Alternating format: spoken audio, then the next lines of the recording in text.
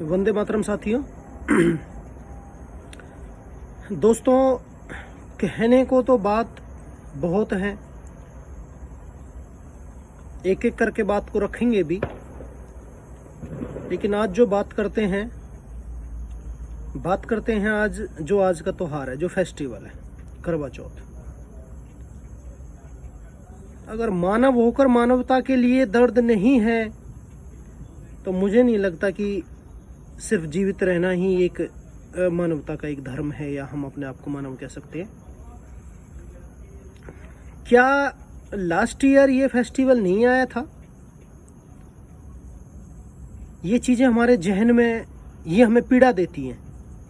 अगर मानवता के लिए अंदर पीड़ा है ना, तो हम उस पीड़ा को भी सहन करने के लिए बखूबी तैयार हैं और अच्छे से तैयार हैं, और समझते हैं कि भगवान ने हमें सही इंसान बनाया है। लास्ट ईयर भी ये त्योहार आया होगा। जैसी ये हमारी परंपरा मर्यादा है, शादीशुदा जो औरतें हैं वो अपने पति के लिए लंबी आयु की कामना करती हैं।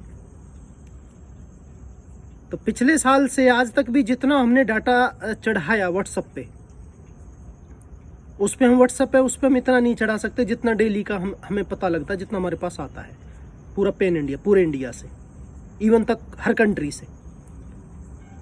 कितने लोग भारत के अंदर अपनी जान गंवा चुके उस एक साल के अंदर ही, पिछले साल का करवा चौथ से आर करवा चौथ तक। उन औरतों की क्या गलती थी? उन औरतों की क्या गलती थी जिसने अपने सुहाग के लिए लंबी आयु की दुआ मांगी थी?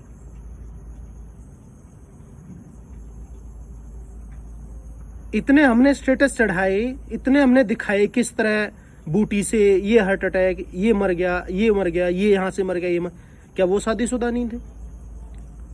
उनके पीछे उनके बच्चे नहीं थे? उनके पीछे उनकी औरतें नहीं थी?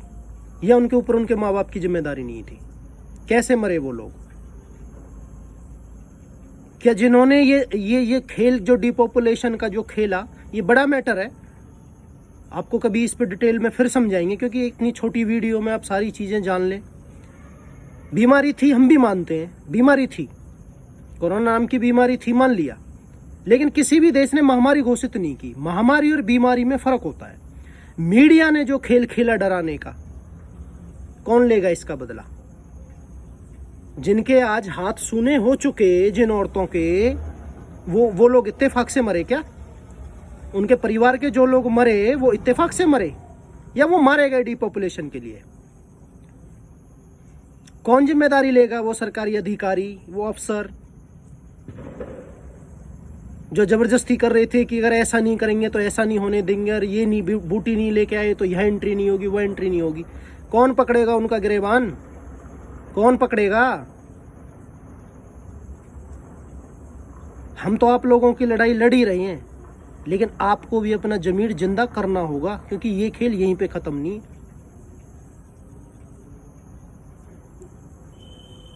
इसके लिए कौन जिम्मेदार है? उन्होंने अपने लंबी आयु के लिए कामना नहीं की होगी क्या?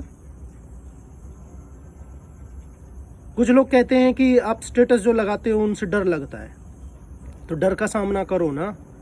जो हो गया उसको डर के क्यों सहन कर रहे हो? उसका करो ना सामना, पकड़ो ना गिरेबान उन लोगों का जिन्होंने ये खेल खेला।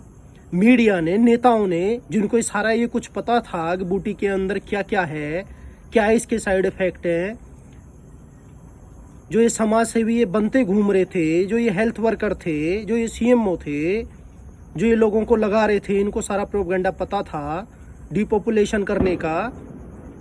कौन जवाब मांगेगा इनसे? लड़ाई कौन लड़ेगा? बचा क्या कुछ? और आज की ये वीडियो याद रख लेना, आज का जो करवा चौथ मना रहे हो, नेक्स्ट जो 2023 में मनाओगे, फिर देखना कितने का सूना होगा, देखना कितने ज्यादा का सूना होगा। ये पीड़ा है, ये किसी को ब्लेम नहीं है, ये किसी को चेतावनी नहीं है, ये किसी के लिए डर नहीं है। अगर डर लगता है तो डर इसी बात से लगता होगा ना कि हमने तो बूटी ले ली, हमारे साथ क्या होगा। जब इसी बात का डर है तो इस डर को ये बना लो ना कि उसका तो गिरेबान पकड़ लेंगे ना, जाके जिसने ये खेल खेला है, पकड़ो ना उनका गिरेबान। और तुमसे नहीं पकड़ा जाता तो हमारे पीछे आ जाओ, हम खड़े हैं, ठोक के खड़े हैं। और बताओ। और लड़ाई यहीं पे ख़त्म नहीं हुई है। आप लोगों को तो आने वाले तूफान की जरा सा भी आहट ही नहीं है, आहट तक भी नहीं है। इतना बड़ा तूफान सामने खड़ा है, इतना बड़ा तूफान सामने खड़ा है। और यही चीज़ प्रूव करने के लिए हमने जो भी चीज़ इस पर लगाई, जो भी लगाई, चैट चाहे लगाए, चाहे स्क्रीनशॉट लगाए, सारी चीज़ प्रूफ के साथ डाली थी, तुम लोगों को यही दिखाने के लिए कि हम जो कह रहे हैं वो सच कह रहे हैं, और जैसा कह रहे हैं ऐसा ही हो रहा और ऐसा ही होगा। तूफान का आपको जरा सा भी अंदेशा नहीं है, इतना बड़ा तूफान तैयार खड़ा है। अपने आप को मजबूत कर लो, लड़ने के लिए तैयार हो जाओ।